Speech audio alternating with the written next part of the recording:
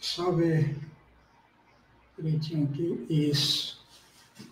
Muito boa noite a todos. Estamos aqui mais uma vez, depois de algum tempo. Nós estávamos um pouco parados, né, em relação às transmissões, mas tivemos um tema muito interessante que foi abordado pelo nosso querido irmão Caleb, né, e nós conversamos ontem, e também o Renato, né, conversamos ontem no grupo de teologia, e nós decidimos então fazer uma live acerca desse tema, né, que é um tema muito abordado, principalmente depois desses últimos acontecimentos, que é a escatologia. Nós estamos vendo aí um acordo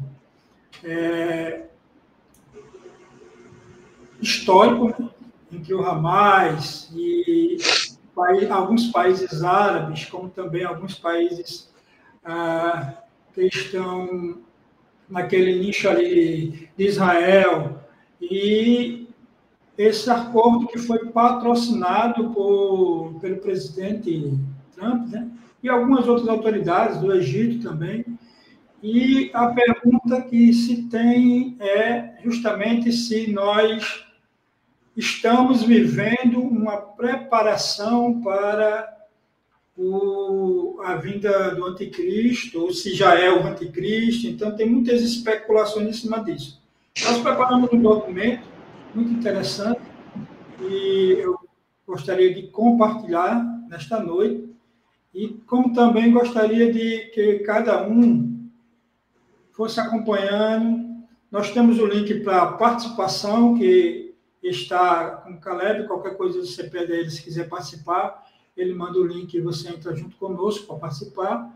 Ou bote sua pergunta aí também no Instagram. Nós estamos no Instagram, nós estamos também no YouTube e no Facebook, né? Estamos nessas 3 plataformas, e com o intuito de esclarecer e trazer. O Instagram é o André de Sapereira, perdão, o Instagram é André de Sapereira. O canal do YouTube é o Teologia Prática. Pode digitar lá Teologia Prática, já aparece o canal do YouTube. E o Facebook também é o Pastor André, e você pode estar nos acompanhando. Sem mais delongas, então eu preparei aqui o material. Eu gostaria de analisar, junto com os amados, acerca desses últimos, para nós estudarmos um pouco os últimos acontecimentos, para a gente analisar um pouco, biblicamente falando. Preparei aqui algumas predições, né, de sinais atuais, e essas predições estão lá em Mateus, capítulo 24, 8, 13. Mateus, capítulo 24, do 8 ao 13.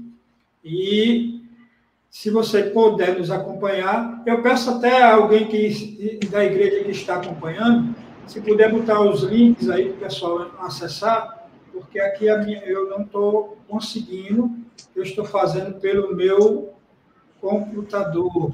Aí é mais complicado para fazer, para colocar esse link aí para vocês acompanharem. A igreja, o seminário, né? Até se Caleb poder colocar aí, Caleb, viu? Você já coloca. Vou fazer aqui agora. Pronto.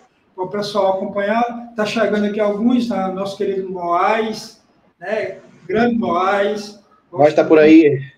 Tá? No Instagram do grupo Teologia, né, Prática Aplicada. E também Tiago, nosso querido Tiago, que está lá no sul, né? Está nos acompanhando nesse momento. Então, vamos ao que interessa. O pessoal vai chegando, a gente vai tratando, vai trabalhando direitinho para a gente poder ser mais prático. Eu pedi para a Caleb estar junto comigo, para ele ir me auxiliando aí, mas se mais alguém quiser entrar, é só pegar o link com o Caleb, pode entrar, dar a sua opinião. A gente vai fazer um bate-papo bem interessante aqui, para ficar bem dinâmico esse vídeo, certo?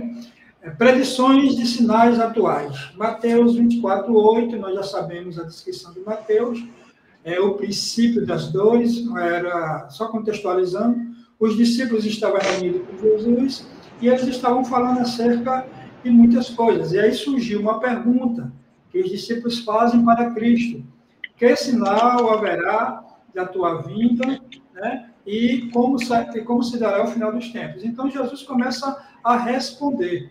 E só que Cristo ele divide em duas coisas, que você vai ver no verso 8, o princípio das dores, a angústia da terra, melhor, em três etapas: a angústia da terra e a ameaça de uma igreja mista. Então, no texto 8, ele fala, o texto refere-se a uma metáfora das dores de parto de uma mulher que está para dar à luz a uma criança. E no verso 8, também ainda no finalzinho, e você vai ver também em Lucas 21, 25, vai ver essa angústia que está embutida nos princípios das dores. E no terceiro nós vamos ver o quê? Uma ameaça de uma igreja mista, do verso 10 a 13. Nesses versículos, Jesus previu certos problemas que afetariam a igreja. Depois nós vamos tratar dessa questão da igreja mista mais para frente, só para a gente conceituar. Fazendo uma análise mais profunda, né, desse texto, eu dividi ele aqui de uma forma bem prática, um organograma bem prático para a gente entender. Guerras e rumores de guerras, Mateus 24, 6, 7, eu fiz um paralelo com Apocalipse 6, 2 a 4. Fome, Mateus 24, 7, Apocalipse 6, dos 5 ao 6. Terremotos, Mateus 24, 7, e Apocalipse 6, dos 7 a 8. E a perseguição, perseverança e evangelização global. Então, nós vemos aqui esses três temas em Mateus 24, 9 a 14 e Apocalipse 6, 9. É óbvio que existem alguns temas que Cristo aborda aqui que já passaram, que já aconteceram. Eu não vou entrar muito nesses detalhes, porque o nosso foco não é falar da escatologia de uma forma geral, mas o nosso foco é tratar única e exclusivamente desses últimos acontecimentos que estamos vendo, né, no Oriente Próximo. Mas eu preciso fazer essa introdução para a gente poder contextualizar o que nós estamos querendo fazer. E aí já vem uma pergunta bem interessante que a gente pode pensar, e se o Caleb já quiser também tiver algo para falar, já pode falar, né? Que eu coloquei essa pergunta já provocativa mesmo. Israel é o relógio escatológico de Deus? E aí ele tem em Jeremias 24, 6, que diz: porei os meus olhos sobre eles, para seu bem, e os farei voltar à terra, e edificá-lo-eis, e não destruireis, e plantá-lo-eis, e não arrancarei. Né? Aí é que eu botei só um enunciadozinho para a gente trabalhar. Israel é um dos sinais mais evidentes na atualidade em relação à volta de Jesus. Alguns creem assim. Né? Eu estou apenas trazendo o assunto. Né? Só está profetizado em Ezequiel 3, 37 e 8, e é que, através de uma visão, fala metaforicamente de um vale cheio de ossos secos. Teve início no século em que vivemos. Pronto. E aí, Caleb, o que você acha? Bom, ou não é o relógio de Deus? Boa noite a todo mundo. Sou Caleb, da Primeira Igreja do Nazareno, aqui em Maceió, ovelha do pastor André aí. Estamos aí tratando de um assunto muito importante, muito relevante, e também muito relevante em relação ao que é verdade, o que é sensacionalismo, o que é desespero, né? Temos todas essas nuances que podemos trabalhar. A gente pode dizer que esse assunto em relação a Israel, o relógio escatológico, ele tem uma ascensão meteórica, uma explosão muito definitiva, quando tivemos aquela notícia que o Hamas, né, sequestrou os israelenses naquela festa. Então, depois daquilo ali, eu observando os comentários na internet, ainda tem o TikTok, tem todos os reels, tudo isso, foi se divulgado vários vídeos falando, e agora? É agora? É o momento de agora? O que é que vai acontecer agora? Né?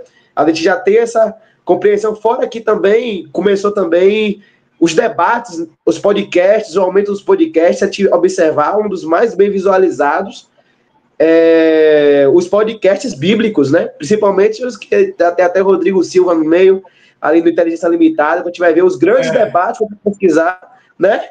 A gente tem essas pessoas, mas no meio de todas essas coisas que acontecem, existem os sensacionalistas, né? Que coloca o desespero. E aí, o desespero, né? Então, dentro disso daí, Israel, o relógio escatológico de Deus, eu acredito que a gente não pode tomar decisões radicalizadas. A gente não pode deixar Israel de lado, como se fosse uma nação qualquer, e a gente também não pode santificar a nação de Israel de tamanha forma. Então, eu concordo muito com essa questão, né, que é um dos sinais mais evidentes em relação à atualidade da volta de Cristo. E a gente observa como as ações que acontecem em Israel, como a gente fica, de uma certa forma, pensando, observando na Bíblia, vendo todo o estudo, né? Então, há sim uma certa atenção à nação israelita. É evidente que essa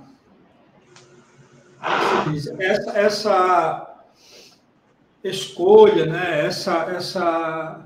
Digamos assim, essa eleição de Israel, Moeda agora vai até sorrir, essa eleição de Israel, essa questão de Israel estar sempre no ápice de toda a discussão de guerras, etc., nos leva a crer prontamente que Israel tem uma participação muito efetiva em relação às questões escatológicas. Né? Porém, nós não podemos deixar de crer, eu vou dar um aviso, que tem algumas pessoas falando comigo aqui no Instagram. Eu não estou conseguindo abrir o Instagram, as minhas mensagens do Instagram, lá no direct. Então, você pode mandar pelo WhatsApp mesmo, quem tem meu WhatsApp, certo? A mensagem, tá bom? Para a gente poder estar trabalhando. Então... eu estou travando também. Está travando? Não, o tablet, estou tentando abrir a live pelo tablet, mas ele fica me travando. Mas qualquer coisa, eu vou vendo aqui as mensagens. Ok. Então, o que acontece? Como eu estava dizendo, é muito difícil nós não... o mundo não fazer uma ponderação em relação a Israel como sendo algo muito... como é que a gente pode dizer? Determinante, né, para a questão escatológica. Porém, nós não podemos deixar de crer, deixar de apontar alguns fatores interessantes. Israel, ela foi a nação escolhida por Deus para trazer uma mensagem de salvação ao mundo que, ao longo do tempo, essa nação se corrompeu. O primeiro ponto é isso, né? Segundo, além da nação ter se corrompido, mesmo Deus com muitas promessas de restauração, Jesus, ele deixa claro na palavra, quando ele diz que todo aquele que... Eu vim para os que eram meus, mas os meus não receberam, portanto, todo aquele que me receber será chamado filho de Deus, será tido como filho de Deus. Então, aí se criou uma ideia, né, teológica, doutrinária, de um Israel espiritual. A gente não pode também descartar essa questão do Israel espiritual. Agora, há uma promessa de restauração. Essa promessa já foi cumprida? Não foi? Então, a gente vai ver como é que essa questão se comporta, como é que a gente pode dividir essa questão de Israel e as promessas que tem para Israel. As promessas sobre Israel, as profecias, eu dividi em 3 partes também, que é a diáspora e regresso, são as profecias que falam da diáspora, ou da dispersação e do regresso, né? Tantas profecias sobre a dispersão do povo de Israel entre as nações, quanto as referentes ao retorno à terra, têm tido o fiel cumprimento. Essa primeira já foi cumprida, que é a dispersão e o regresso, né? Bem diáspora, mas é a dispersão e o regresso. Que essa aqui aconteceu justamente lá na Babilônia, quando o povo de Israel foi devastado completamente por Nabucodonosor, foi levado para o cativeiro, 70 anos de cativeiro, e depois eles regressam, né, com Ciro, o libertador de Israel, chamado assim, né, que vem, conquista a Babilônia e liberta o povo de Israel, e eles voltam para a sua terra. Aí vem o intervalo de restaurações, restauração das muralhas, a restauração do templo, a restauração do culto, com Esdras, com Neemias, né? O próprio Ageu, que é contemporâneo dessa época, um dos profetas menores. Então, aí tem essa nova restauração em que Israel promete nunca mais se envolver com a idolatria, né, do povo, que Israel foi punido por isso. Depois vem a segunda, né, segunda profecia, que trata sobre a reunião progressiva de Israel em sua terra. Isso aí, há duas importantes reuniões de Israel na sua terra que mostram a veracidade da profecia bíblica. A primeira diz respeito ao sentido da volta ao lar, que tiveram todos os israelitas, dispersos pelas nações, que é conhecida como a diáspora. Essa é a diáspora realmente dita, porque aconteceu depois, 70 depois de Cristo, o próprio Cristo profetizou, quando ele olha para Israel e diz, Jerusalém, Jerusalém, que matas os profetas e apedreja os que te foram enviados. Quantas vezes eu quis te cobrir como a galinha cobre os seus pintos, né? E depois ele fala diretamente lá no templo, não há pedra sobre pedra que não seja derribada, que é justamente profetizando que haverá essa destruição em 70. E interessante que em Mateus 24 ele também trata desse assunto, quando ele diz, você que está ai das grávidas nesse dia, ai dos que estão, ou quem está fora, não entre, quem está dentro não saia, e é interessante, não vai conseguir sair, e é interessante porque quando Israel foi cercado pelo Império Romano, eles não tinham como sair nem entrar da cidade. Então, quem estava nos montes não tinha como regressar. Quem estava dentro não podia sair. Você é historiador, né, trabalha com história, professor de história, sabe bem do ponto que eu estou falando. Eu sou só um mero estudante ainda. Você está mais adiantado. Não, eu também estou no meu estudo. Então, esse fato em específico que foi uma destruição terrível. Se eu não me engano, Moás também faz história, né? Faz, isso, ele faz história também. Acho que é do mesmo semestre que eu, se não me engano. A gente tá cheio de historiador aqui, tá bom demais. Então, vamos lá. Se eu errar aí alguma coisa, Moás, então você me corrija, igual a Caleb também. Vamos lá. Então, tem esse fato histórico que ocorreu e houve a segunda diáspora e depois veio como é que se diz, o reconhecimento pela ONU, né, do Israel como nação, que aí teve até um voto de um brasileiro e tal, esse contexto todo que a gente já sabe, foi quando eles voltaram novamente. E tem uma segunda reunião de Israel, né, que essa reunião acontecerá num futuro próximo. Aí tem algumas coisas. Eu botei a seguinte pergunta: quando se dará essa segunda reunião? Engraçado, pastor. A grande batalha do Armagedon, né?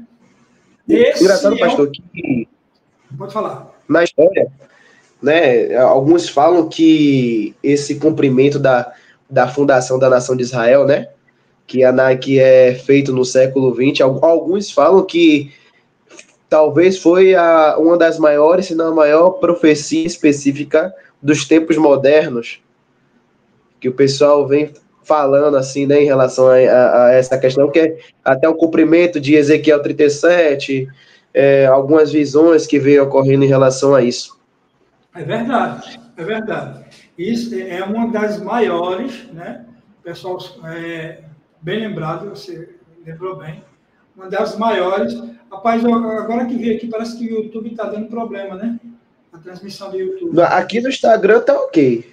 Tá, né? Não tem nada não. Está sendo gravado, depois eu jogo no YouTube, caso Pronto. não tenha condições. Então, vamos lá, continuando.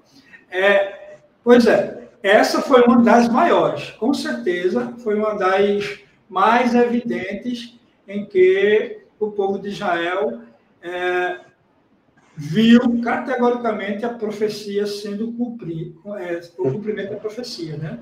Que é a volta novamente. Porém, existe mais uma segunda reunião, que é essa que a gente vai abordar agora, né? Que alguns falam que é na Batalha do Armagedon, outros dizem que é antes dessa batalha, que ela vai caracterizar já essa batalha, e há muita discussão em relação a isso, né?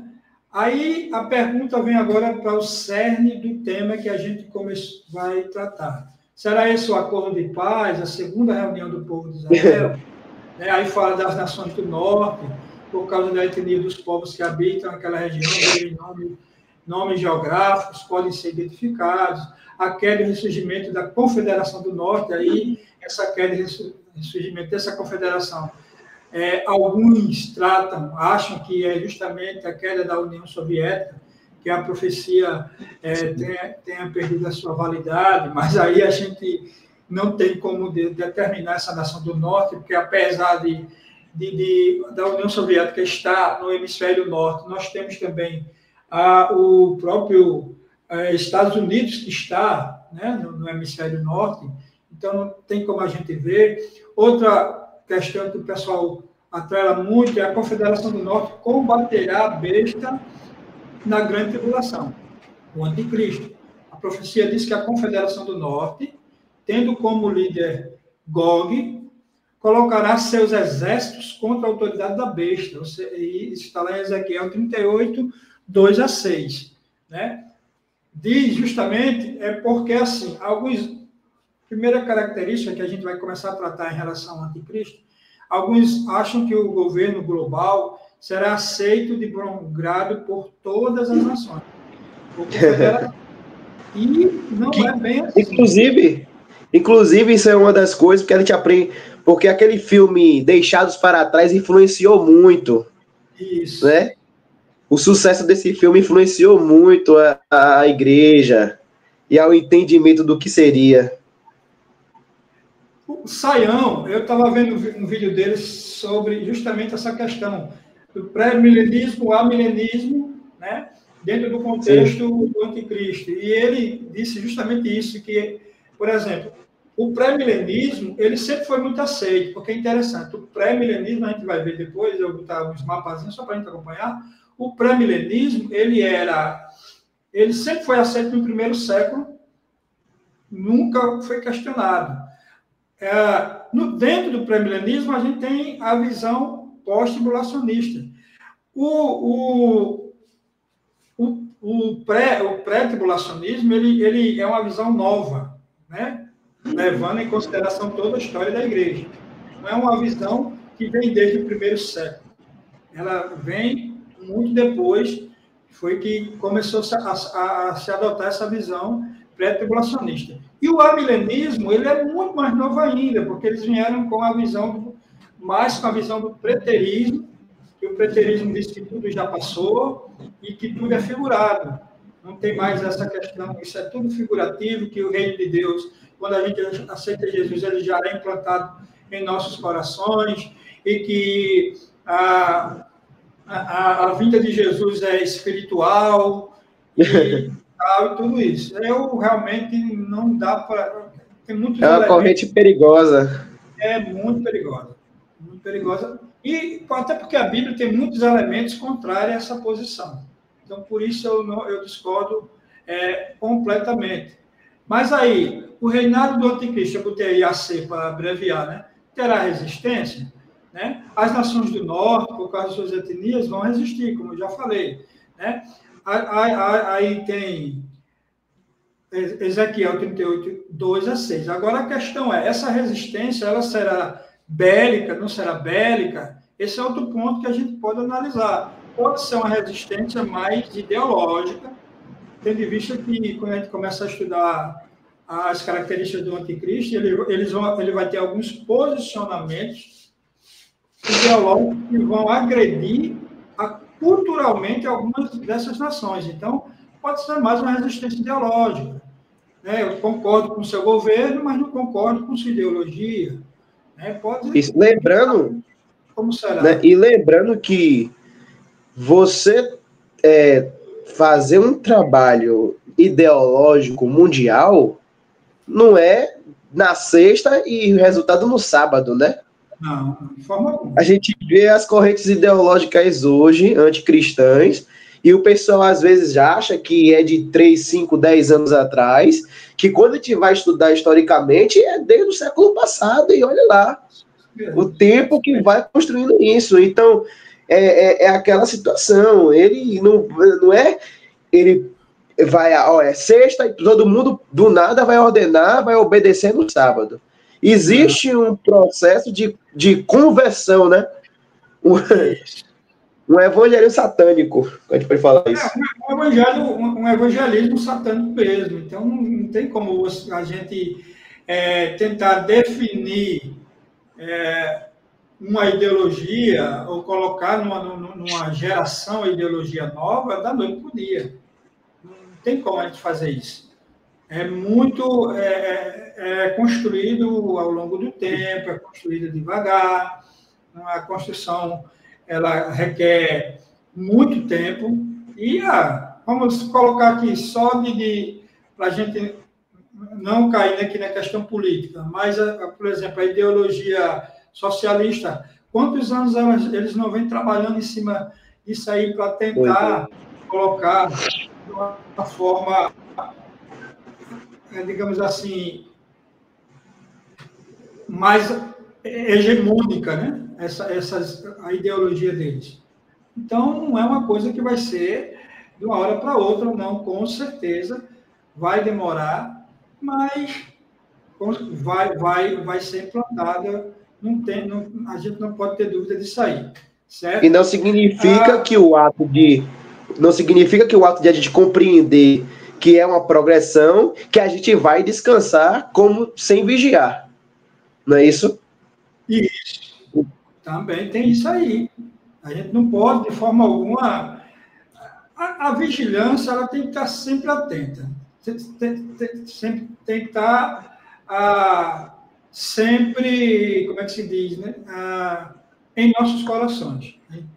Tem que ser um princípio a vigilância. Ela não pode ser em todos os sentidos. Né? Agora, eu preparei aqui, para a gente entender essa questão do governo do anticristo, eu preparei aqui, baseado nos textos de Daniel e Apocalipse, uma visão aqui bem interessante acerca de como será essa questão do anticristo. Agora não está aparecendo aí nesse slide, mas aí está, não sei, que teve um probleminha, mas eu vou citando, você vai vendo aí. Veremos outros textos que falam da história do mundo, né? Daniel 2, 3, 31 a 49 e Apocalipse 17, 10. Aí nesse primeiro quadrado que não aparece, não sei por que não apareceu, tem primeiro reino, que é o reino do Egito, Apocalipse 17, 10. Segundo, Império Assírio, né? E Apocalipse 17, 10 também fala do segundo, Império Assírio. Aí aqui vai ter a imagem daquela visão, né? Do que o rei Nabucodonosor teve, da estátua de ouro. Aí Samuel entrou aqui conosco. E aí, Samuel, quer participar também? Se quiser, eu boto na tela. Bora, Samuel. Vai-se embora. Eu quero não. Tá só ouvindo mesmo, né? Tá bom. Tá certo. Então, vamos lá. Eu fico ouvindo aí. Então, aí tem a estátua, né, que aquele episódio que Nabucodonosor sonhou e não queria dizer qual era o sonho, e disse que ia matar todos os sábios, só contextualizando aqui. E aí veio o general dele para Daniel, e Daniel fala com o general, e mais rapaz, o que está acontecendo, parafraseando, e aí ele sonhou e ninguém consegue dizer qual é o sonho dele, e, portanto, ele mandou matar todos os sábios. Aí Daniel pede um dia para orar, Daniel ora e Deus revela o sonho e revela a interpretação. E o sonho é justamente essa estátua com a cabeça de ouro, os braços e o tronco de prata, o ventre de bronze, os pés de ferro, ou as pernas de ferro, e os pés parte de ferro e parte de barro. Se você observar direitinho aí, você vai ver que eu fui fazendo um paralelo do que Daniel estava interpretando para o rei com o que está escrito em Apocalipse. Só que Apocalipse ele não fala apenas de 5, ele fala de 8 reis. E Daniel fala de 5. Daniel fala do primeiro rei, ele conta a partir da Babilônia, logicamente, que é a cabeça de ouro. Depois ele vai contar o Império Medo-Persa, que é a parte do dorso, né, de braço, que é de prata, por o Império Persa ter dois comandos, duas etnias no comando, o comando dos médios e dos persas, né, e também eles estarem já na idade do ferro, né, ou da prata, perdão, eles trabalharam muito a questão da prata. Aí vem o Império Grego, né, que não é tão grego, né, digamos que seja, o historiador vai concordar comigo, que é mais um Império Macedônico, né?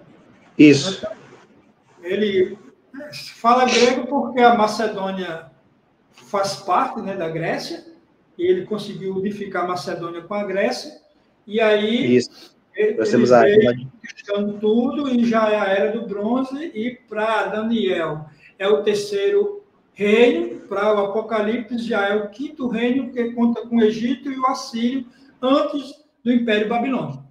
E continua, aí vem o sexto reino, que é o romano, que para Daniel é o quarto, e esse reino, ele é caracterizado pela sua longevidade.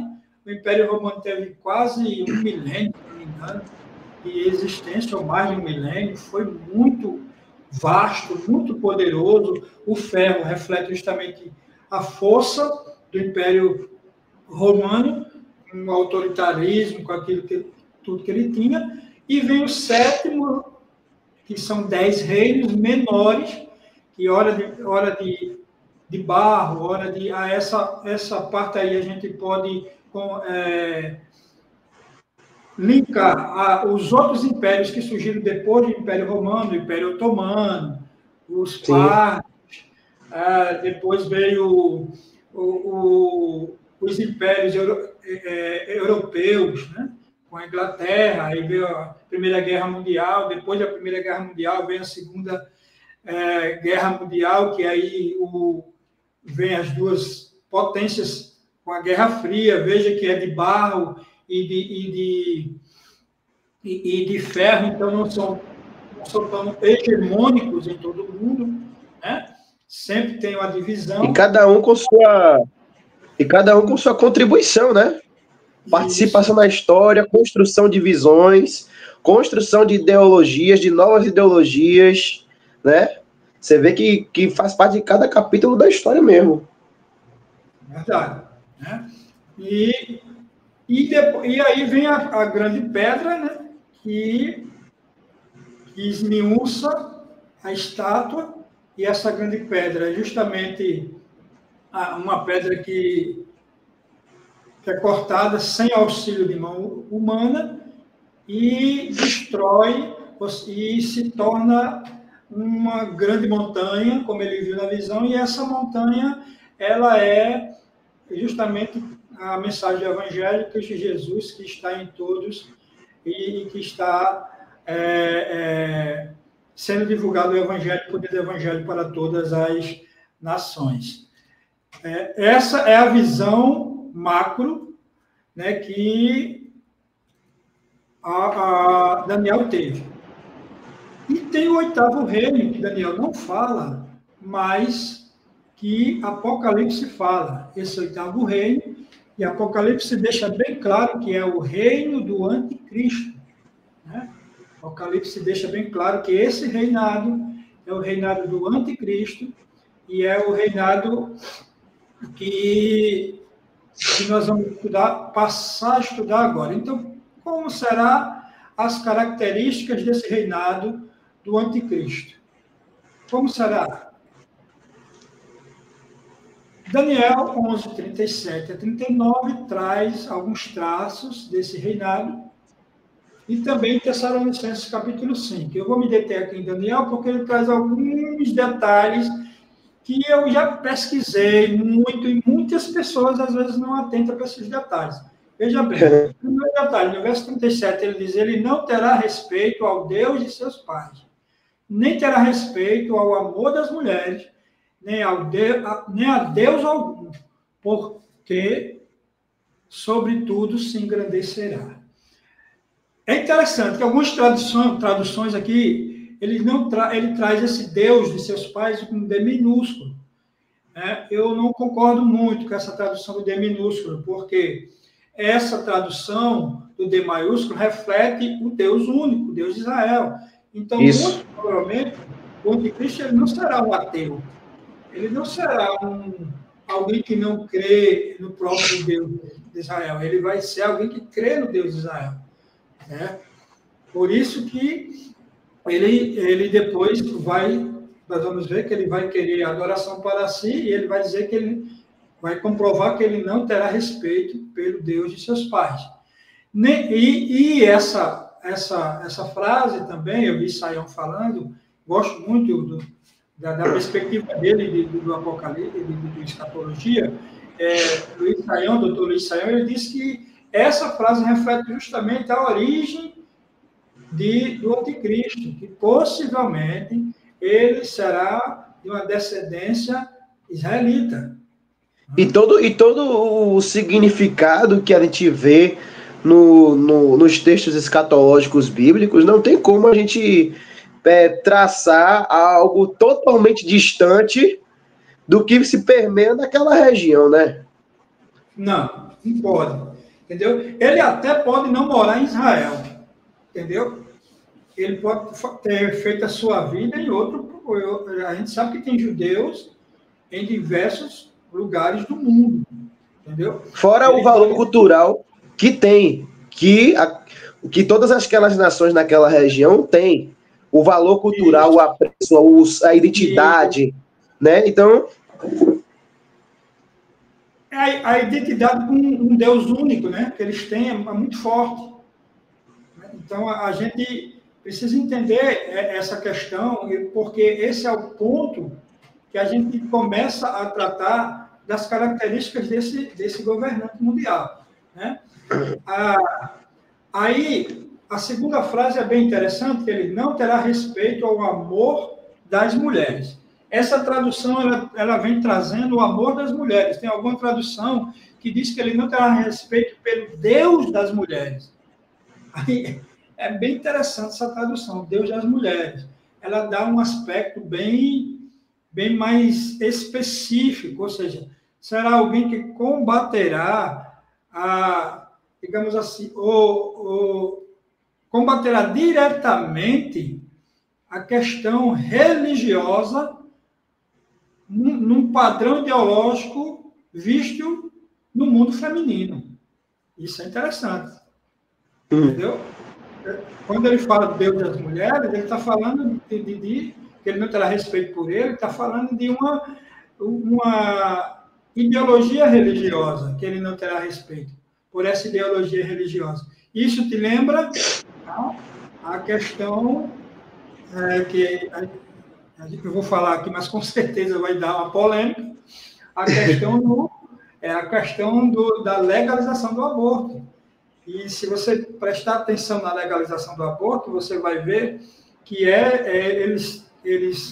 quem defende a legalização do aborto, eles querem tirar do cunho religioso, querem tirar da ideologia religiosa, do ideal religioso, do princípio religioso. Porque tirando do princípio religioso, eles conseguem trabalhar de uma forma mais específica, que não vai afrontar muitas pessoas. Então, isso é bem interessante, essa frase, né? E aí, nem a Deus algum, porque, sobretudo, se engrandecerá. Ou seja, ele se achará acima de qualquer força divina. Aí, no verso 38, traz mais um fato muito específico do anticristo. Mas em seu lugar, honrará um Deus das forças. Em outra tradução, Deus das fortalezas. Aí eu comecei a pesquisar esse Deus com D minúsculo das fortalezas. É conhecido na Grécia como Ares, o Deus da guerra, né? E interessante, em diversos panteões, por exemplo, o Egito, o Deus da guerra é Sete, que também é do deserto, que é considerado o antagonista de Osíris, né? E pode-se compreender o bem e o mal. Então, aí dá justamente já um prenúncio de quem ele vai adorar, né? Vai dar um prenúncio de quem ele vai tirar forças, de quem ele vai honrar. E aí ele continua: e há um Deus a quem seus pais não conheceram, honrará com ouro, com prata e com pedras preciosas e com coisas agradáveis. Esse Deus que os seus pais não conheceram pode ser diversas coisas, né? Pode ser múltiplas coisas que está acontecendo no nosso meio agora. Rapaz, já está 45 minutos, o negócio está bom, vamos lá. Vai fluindo, vai fluindo. Vamos lá. Com o auxílio agradável de um Deus estranho, agirá contra poderosas fortalezas. Aos que se reconheceram multiplicar a honra, e os fará reinar sobre muitos, e repartirá a terra por preço. Olha, interessante essa última frase aqui, ó. Repartirá a terra por preço. Que vai justamente de acordo diretamente com a Apocalipse, quando ele diz que ele vai ter um controle sobre a moeda através de um selo, que ninguém sabe como se dará esse selo, né? Então, repartirá a terra por preço, é interessante.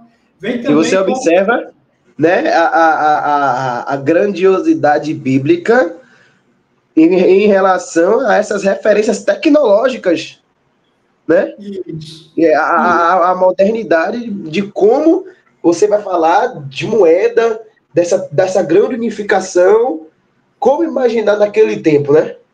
Então você observa esse traço rico que a escatologia faz, que é a leitura lá. Verdade. Agora, vamos trazer uma contextualizada para o que, quando João escreveu, a gente não pode deixar de negar que já existia algo parecido com o anticristo. Então, a gente precisa contextualizar isso aí para que a gente não caia também no erro de pegar tudo e jogar tudo para o futuro, sendo que tem algumas que, com certeza, João escreveu algumas coisas que ele já estava vendo. Vamos lá. Aqui, por exemplo, eu vou pular aquele outro ali, porque ele não vai ser tão interessante agora. O culto ao imperador, né, Sayão lembrou bem disso aí, foi implementado, né, em Roma, com Otaviano, César Augusto. O imperador era visto como um deus, Augusto e divino, e por isso muitos imperadores acrescentaram seu nome ao título de Augusto.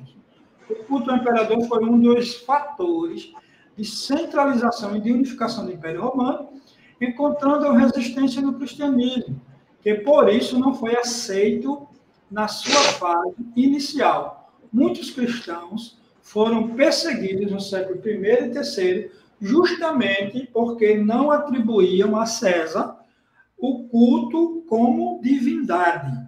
Então, quando João escreveu o Apocalipse, em meados de 90 a 95 depois de Cristo, já tinha tido, né, com certeza já estava todo mundo disperso por todos os lugares, e também esse culto ao imperador já tinha sido instituído. Então, a gente não pode negar que os primeiros cristãos, eles podem sim ter linkado o anticristo a César, ao imperador. Por isso que nós vemos uma urgência muito grande na questão deles estarem atentos e vigilantes, porque eles também achavam que a vinda de Cristo ia ser muito breve, breve, eu digo em questão de anos, de dias, né? Jesus viria para destruir o Império Romano e instituir o reino de Israel, como eles ainda tinham essa visão. Por isso que lá em Tessalonicenses, Paulo começa a corrigir, olha, vocês não se iludam com qualquer carta ou qualquer ação desse tipo. Não se iludam, porque a vinda de Cristo não se dará sem que primeiro apareça o anticristo, ele seja revelado o homem do iníquo. E aí Paulo começa a organizar, a traçar tudo muito bem direitinho para que eles não fiquem atentos. É interessante, né, Caleb, que a gente vê que até esse sentimento de que já está chegando, não é de agora, né? Isso. Inclusive, eu já tive muitos debates em relação a isso, né? O ciclo histórico que a gente tem. Que às vezes você pergunta, pois é, e aí? Você não teria suas fundamentações de Apocalipse? Se tivesse nascido no ano 200, teria essas fundamentações? Tivesse nascido na década de 80, teria essas fundamentações? Né? Então, é importante a gente estar sensível ao estudo, mas também analisando toda a história. Porque, às vezes, há certas pessoas que acabam a gente não se embasando muito nos estudos, podem até enganar. E aí, o período que a Igreja Católica perseguiu muitos, o período do nazismo, o período da influência das guerras mundiais, né? Será que a gente vai vir o pior? Será que vai vir algo pior ainda? Ou será que vou descansar porque eu sei que vai ter uma coisa pior ainda? A gente às vezes se conforma muito com aquele negócio de não, nós estamos só no princípio das coisas. Nós estamos só no princípio das coisas. E aí a gente vai descansando, né? A gente vê como o pastor observou a contextualização. Naquele momento, naquela época, muitos pensavam que era o Augusto Nero também, né? Existe essa. E também tem a corrente preterista, que se baseia muito, né, nas ações do século I, ali do século II, né? Isso. E agora, Sayão falou uma coisa que eu concordo plenamente, e por incrível que pareça, o pastor também, Rodrigo Silva, também concorda com ele nesse sentido. Que há um ponto. Eu não sei como, né? Eu não sei como esse podcast chama Rodrigo Silva para escatologia, mas tudo bem. Não é a minha referência. Mas a minha grande referência é o pastor, realmente, é o doutor Sayão. Eu gosto muito do. Ele é biblista, é hebraísta. O cara é uma sumidade. Ele é da Inclusive, assistem aquele debate que ele faz com os judeus. Já assisti todo. Mais de uma hora. Aquilo ali. O cara. Meu irmão, me senti tão pequenininho naquele debate que você nem imagina. Eu dormi ouvindo. Eu fiquei lá para assistir. Mas aí, vamos lá, a questão. Ele traz uma questão interessante. Ele traz duas questões que ele trouxe, que é muito interessante, que a gente às vezes passa por nós e é desapercebido. A primeira questão a gente sempre linka a piora, como você falou, a vinda dele. Mas, na realidade, a Bíblia não fala que o mundo vai piorar para ele aparecer. Isso é interessante. É justamente o contrário. A Bíblia fala que o quê? Que a vinda dele trará uma paz mundial. Ele evitará uma grande guerra.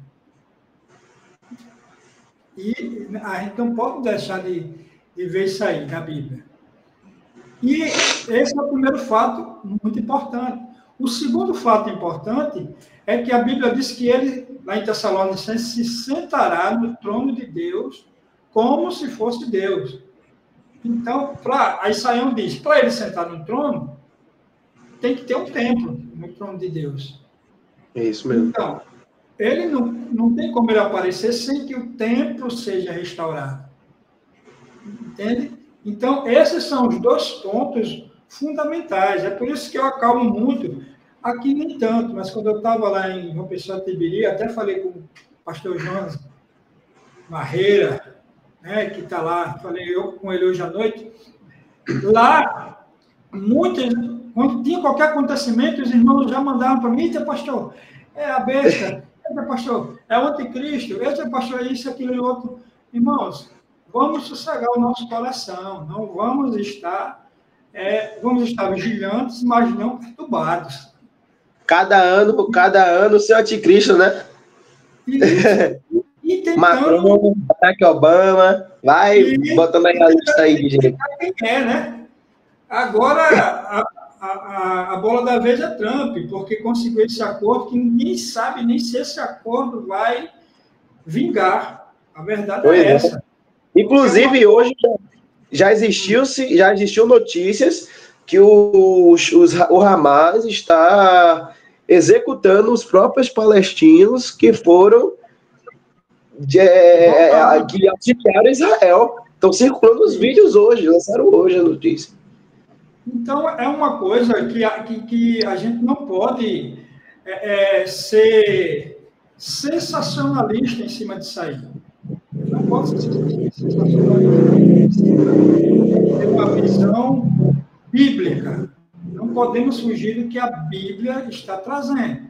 Então, o que a Bíblia está trazendo? A Bíblia está trazendo as características, está mostrando, não se engane e não fique aperreado com isso aí. Acontecerá, será no momento oportuno, no momento em que ninguém vai ter dúvida de quem ele vai ser, de fato, tanto quem vai adorar ele, como quem não vai adorar, não vai ter dúvida, vai ter uma dúvida completa. Então, aí, voltando à pergunta anterior, eu vou até tirar um pouco aqui o slide, depois eu volto para o slide, porque aqui a gente já vai finalizar, que eu só trouxe até essa contextualização para a gente poder, né? Ou melhor, deixa eu voltar aqui para a pergunta que começou tudo. Para ver se eu consigo chegar aqui. Opa, pronto. Tá aí, né? Esse acordo de paz será a segunda reunião de Israel. Eu, no meu humilde conhecimento, eu acredito que pode ser algo que esteja sendo preparado para alguma coisa que pode acontecer posterior, mas não que seja de fato já o início do reinado do anticristo, nem nada disso. Eu não acredito que seja dessa forma, até porque quando a gente pega as características de quem é, Trump ele não se qualifica para isso aí. Algumas pessoas dizem, falando com pastores amigos meus, dizem, não, mas o filho dele disse que o filho dele... O genro, né? O tal do genro. Ele deveria ser também judeu. E ele não é. Talvez a mãe dele seja judia, e uma das características é que o povo de Israel vai aceitá-lo, porque esse debate que você mencionou de Saião, né, um dos pontos pelos quais deixa eu botar aqui só, aqui desse jeito. Um dos pontos pelos quais muitos judeus não aceitam Jesus Cristo como Messias é porque na Escritura está dizendo que ele vai trazer paz para as nações. E aí eles dizem, mas Jesus não trouxe paz para as nações. Só que eles acham que a paz é algo para as nações, do ponto de vista dos judeus que não são messiânicos, é não ter guerra.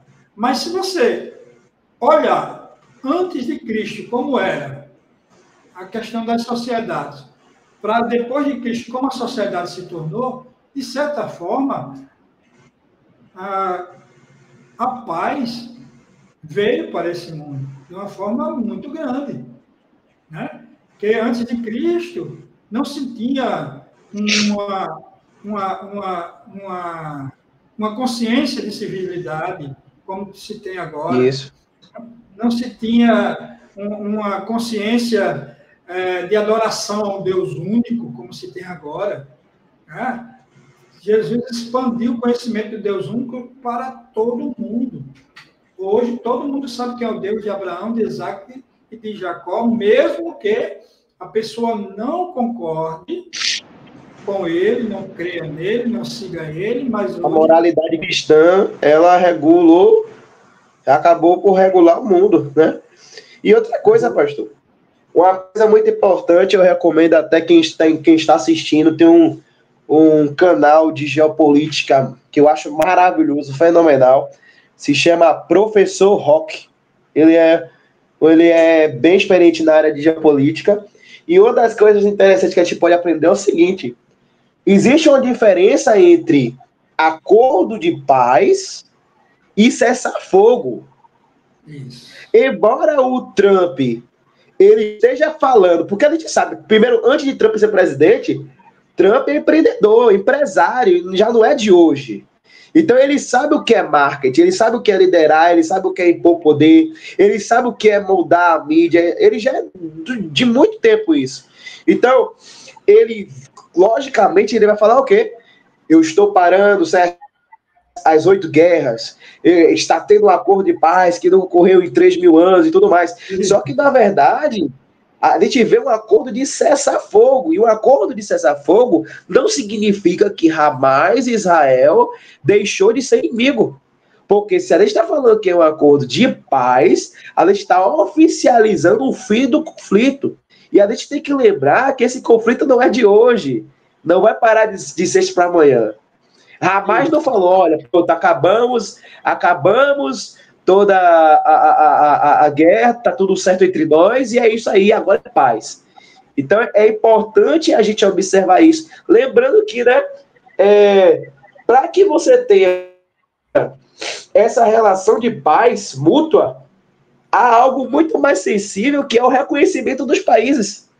Isso. O reconhecimento de internações, a delimitação de fronteira, que é uma coisa que não se existe. Você tem um acordo de cessar-fogo, você tem ajuda humanitária, você tem as leis de guerra sendo implicadas, né, dentro daquele momento ali, que embora já tenha acontecido muitas notícias de, por exemplo, hoje mesmo, Israel já denunciou que Gaza já entregou um corpo que não era israelita. Um corpo que não era israelense. Enviou 4 corpos, se não me engano, e teve um corpo que eles reconheceram que não era um corpo refém. Já teve notícias, por exemplo, de roubo, né, a caminhões de ajuda humanitária. Então, é um tópico muito sensível, e também ainda tem isso. São muito o primeiro cessar-fogo, embora tenha toda essa presença de países. E também tem o advento das mídias. Com o crescimento do sensacionalismo, pronto, aí se estoura tudo. Isso. Digamos assim, que é mais um prenúncio. Podemos achar, é um prenúncio? Pode ser um prenúncio? Pode ser um prenúncio. Isso. Com certeza. Assim, eu não minto para ninguém, nem escondo, eu sou pós-tribulacionista, porque eu vejo muito mais lógica bíblica no pós-tribulacionismo, mas eu não sou alarmante. Eu não gosto de alarmes, como você está dizendo. É uma construção de uma guerra que é milenar, é uma construção de uma paz que está sendo uma construção que não vai ser daqui a 3, 4 dias que vai se consolidar. Não é de forma alguma. Isso requer tempo, além dos grupos étnicos que tem lá dentro do próprio Gaza. Os palestinos, a gente sabe disso, é um outro erro que a gente pode até fazer depois um vídeo em relação a isso, outra live em relação a isso, que o pessoal acha que os palestinos são descendentes também de Ismael, né? ou de Quetura, a escrava, e que depois Abraão casou com ela, depois que Sara morreu, mas E ainda não tem é. isso, né? Tem gente que acha que o Oriente Médio todo é árabe. E também acha que o Oriente todo é árabe, e que não é. Também o Oriente todo não é árabe. Por exemplo, Israel não é árabe. Eles são semíticos, é totalmente diferente. Tem outros aspectos étnicos envolvidos, muitos aspectos étnicos envolvidos. Não é tão simples assim. Não é bater o martelo e pronto, resolveu, tchau. Não é dessa maneira. Tem que ser uma construção, é uma construção ao longo do tempo, que vai demandar... E é Daniel Mastral, é? E é Daniel Mastral, é? E é Daniel Mastral, é? Pois é, não é dessa maneira. Então, o pessoal, eles precisam entender isso aí. E é interessante como as pessoas são levadas pelas notícias de uma forma tão rápida. Né? De uma forma... Não pesquisa, não vai na Bíblia, não analisa, não vê. Então, resumindo, fiquem tranquilos, amados irmãos. Ainda não é o fim, mesmo que seja. É outra frase muito interessante que Jesus falou. Quando ouvir tudo isso, é o princípio das dores. Então, ainda não significa que é o fim ainda. Né? E observando, né? Observando as questões do que está acontecendo. Hoje, por exemplo, está tendo isso, mas um exemplo, a gente vê o Covid. A gente pode observar de uma maneira histórica que o Covid foi talvez a primeira pandemia de fato mundial mesmo, né? Porque os outros, embora classificados e muito importantes, como peste negra, como a gripe espanhola que teve, o alcance, embora, claro, o número de mortes foi muito mais desesperador, existe um alcance, né, global, e também ainda tem outra coisa. A gente observou no tempo da Covid como um ensaio de controle mundial. Controle mundial de restrições. Oi? Como é fácil controlar o povo, né? Isso. Você vê outra coisa, por exemplo, a moeda, né? Olha aí as moedas criptografadas, né? As uniões financeiras. Olha aí a Bitcoin, por exemplo, que é uma moeda que já é além das fronteiras, né? É tudo um ensaio. Isso mesmo. É tudo um ensaio daquilo que está por vir. Né? Eu acho que ficou bem claro, né? O pessoal que está vendo no Instagram, assistindo pelo Instagram, se tiver alguma pergunta, a gente está à disposição, pode fazer diretamente no Instagram, eu estou aqui monitorando agora, está dando para ver. Eu tenho uma para o senhor. Pode fazer. Eu tenho uma para o senhor, Vamos lá. Os outros pastores, outras pessoas que falam. O senhor acha, observando toda essa análise histórica, teológica de tudo, né? O senhor acha que nós estamos realmente na última geração? Rapaz, essa questão de geração ela é muito complexa. Mas muito mesmo. Eu entendo que você está se referindo ao texto que Jesus disse, né? Que não passará esta geração. Não, porque muitos falam, né, muitos falam que a minha geração, a gente bom, já vai ver Jesus. Tem pessoal que já ia falar assim, ó, em 5 anos Jesus volta, em 10 anos Jesus volta, em 3 anos Jesus volta. Eu acredito, assim, que também a gente não pode cair nesse sensacionalismo também. Eu acho que quando a gente trata de última geração, quando eu trato, por exemplo, vou me colocar, né, nessa questão, quando eu trato de última geração, eu não estou falando da última geração do fim do mundo, mas a última geração que surgiu, que está no mundo, entendeu? Que veio, que está aqui. Vocês que são dessa última geração, não porque depois vocês não vão ter mais nenhuma, não, mas porque vocês estão aqui nesse momento.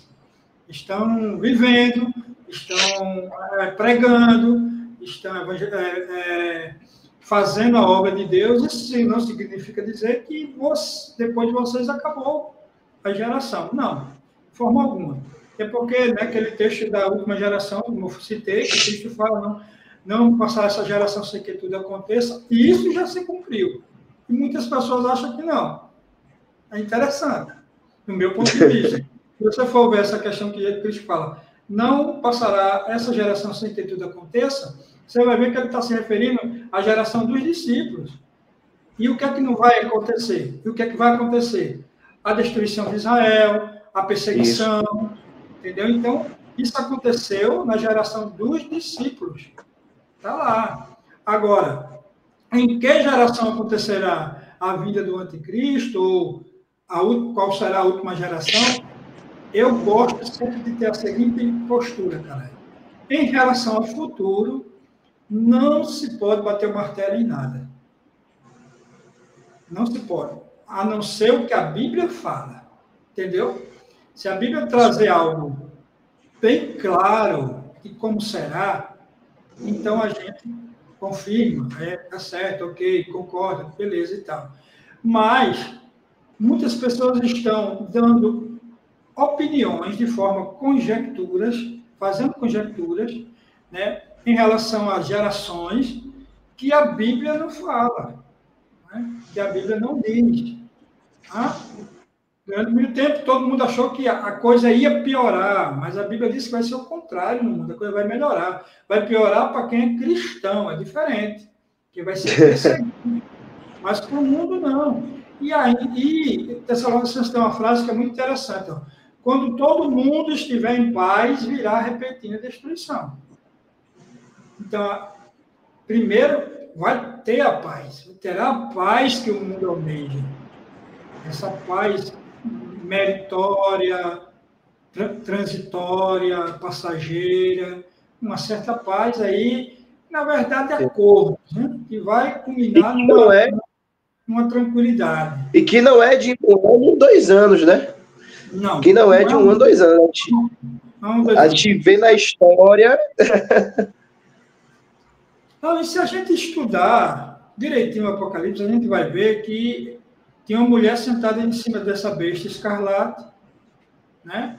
E essa besta, ela tinha 10 chifres. E Apocalipse deixa claro que esses 10 chifres eram 10 reis, ou 10 confederações de países. Então, veja como uma coisa muito, como é que eu posso dizer, muito complexa. Não é uma coisa tão simples. Essa mulher em cima, a Babilônia, que Babilônia é essa? Babilônia é essa. Pode ser uma ideologia, como a gente falou, uma ideologia cultural, pode ser uma religião universal. Pode. Ninguém não está claro no Apocalipse. Né? Agora, o que está claro? Que terá uma cidade como sede, sim. Ele deixa claro que terá essa cidade como sede. Onde será? Onde tem algumas colunas, que ele fala, das colunas que sustentam a cidade, mas aonde essas colunas? Que colunas são essas? Naturais? Sem ser natural, construída por homem, sem ser por homem, montanha? Está entendendo? Então, não dá para a gente ter muita coisa. Alguns falam de Roma, né? Das colinas. A cidade das 7 colinas. Mas aí no Canadá é cheio de colina, meu irmão. E aí? Começa a dar um voo geográfico para você ver. E o Canadá hoje é tido como um dos países que mais tem diversidade cultural e religiosa lá. O Canadá. E aí, e também fala do animal o urso, lá em Daniel, que é o símbolo canadense. É isso. Entendeu? Então, a gente não pode, não tem como a gente traçar um aspecto detalhado do que vai acontecer. Até porque o próprio Paulo diz lá em 1 Coríntios 13 que hoje nós vemos como um espelho. O espelho, para ele, você sabe que é aquele metal que eles reluziam, né? E deixava, não dava para ver bem a cara, o rosto da pessoa. Hoje os espelhos são nítidos, mas naquela época era um metal reluzente. Então não dava para ver muito bem o rosto. Então, Paulo, hoje a gente vê como espelho, mas um dia veremos como é. Então, É isso mesmo. a gente vai ver como é. Agora, só quando Jesus realmente, quando as coisas se desenrolarem. Talvez eu vou estar aqui, não sei, já estou com quase 50 anos, se daqui mais de Eu 20 tenho a anos... minha polêmica, às vezes eu já falei isso aí, eu tenho a minha polêmicazinha. Às vezes eu já falei já, rapaz, eu acho que eu ainda vou ficar adulto, eu acho que eu ainda vou envelhecer um pouquinho. Quando o pessoal vem falar... Um dado interessante em relação a isso, antes do ano 2000, foi uma loucura. O pessoal, todo mundo, até querendo casar antes que o mundo acabasse. Porque todo mundo achava que na virada do milênio o mundo ia se acabar. Ia ter o bug do milênio, que os computadores iam zerar para o ano zero, em vez de continuar contando. Aí teve tanta especulação, teve gente que pegou empréstimo para não pagar nunca mais, porque o mundo ia acabar. Então, a gente precisa ter o senso de crítico e bíblico em relação a fatos e não estar procurando o anticristo em todo nome de pessoa que aparece e achar o fim do mundo em todo evento cataclísmico que acontece no mundo. Não é isso que a Bíblia diz. Pois é. Depois vai dizer que a marca da besta é o código de barra. Se for o código de barra naquela época, está todo mundo condenado. Não. Já foi o código de barra, né? Não é mais, já foi o chip, né? Colocado que nem proliferou nem nada, ninguém está usando. Até a nossa época agora, todo mundo está usando isso, ninguém está usando porque não pegou, não foi algo que não pegou. Aí diziam que agora já tem outra pessoa que traz, dizendo que é o celular. Você pode ver que o celular, ele brilha na sua testa e você usa a mão direita. E quem é pior? Você não usa a canhota? Daqui a pouco a IA é o anticristo. A IA, então não dá, cara. O pessoal fica conjecturando demais. E a gente não pode achar que essas conjecturas são Bíblia, porque não é Bíblia. A gente precisa entender. A gente tem que estar atento, sim. O mundo está se preparando para isso? Está, mas ainda não é. Então, vamos evangelizar. E, às vezes, as pessoas esquecem de cumprir o que Deus manda, que é o quê? E de pregar o evangelho. E o próprio Jesus disse, não passará, ou melhor, não... Antes que o evangelho seja pregado a todas as nações, não terá o fim. Então, você quer que Jesus chegue logo? Pregue a palavra. Seja um missionário de Cristo pregando a palavra. E agora que está fácil, internet, a gente alcança tantos lugares de casa. Pois é.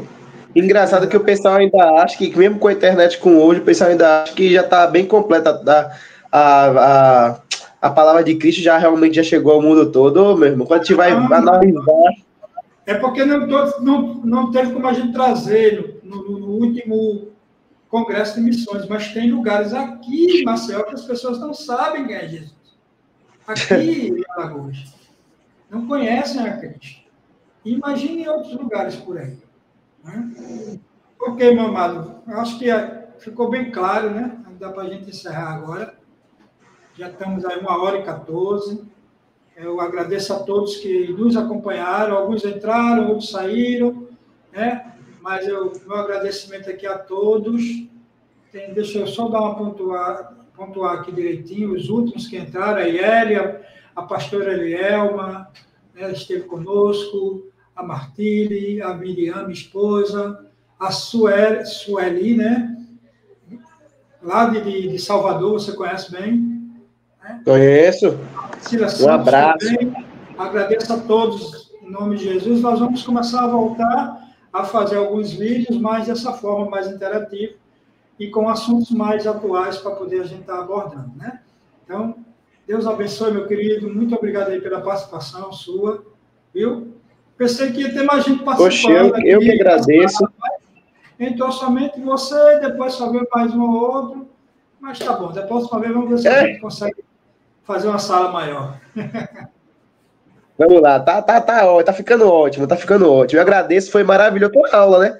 Uma aula, foi muito bom mesmo. E vamos avançando aí para os próximos. Amém, amém. Então aqui a gente encerra. E o meu muito obrigado a todos aí, em nome de Jesus.